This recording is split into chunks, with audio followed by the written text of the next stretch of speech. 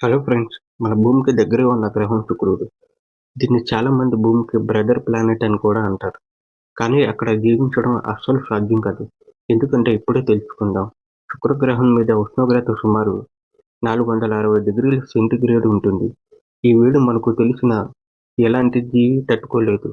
అంతేకాదు లెడ్ లాంటి లోహాలు కూడా అక్కడ కరిగిపోతాయి. శుక్రగ్రహం వాయుమండలం మొత్తం కార్బన్ డయాక్సైడ్‌తో నిండిపోయి ఉంటుంది. మనకు కావలసిన ఆక్సిజన్ అస్సలు ఉండదు. అందువల్ల మనుషులు అక్కడ ఊపిరి పీల్చుకోలేరు. శుక్రుడిపై వాయు పీడనం భూమి కంటే 90 రెట్లు ఎక్కువ. ఇది సముద్రంలో సుమారు 1 కిలోమీటర్ లోతులో ఉన్నట్టే ఉంటుంది. మన శరీరం ఆ ఒత్తిడిని తట్టుకోలేక నలిగిపోతుంది కూడా. శుక్రగ్రహంలో సల్ఫ్యూరిక్ యాసిడ్ అనేది మేఘాలుగా ఉంటాయి. వర్షం పడితే అది సాధారణ నీరు కాస్త ఆమ్ల వర్షంలా కురుస్తుంది. మనిషి చర్మం క్షణాల్లో కరిగిపోతుంది. జీవానికి అత్యంత అవసరమైన నీరు శుక్రుడిపై లేదు. నీరు లేకుండా జీవం అస్సలు కొనసాగదు.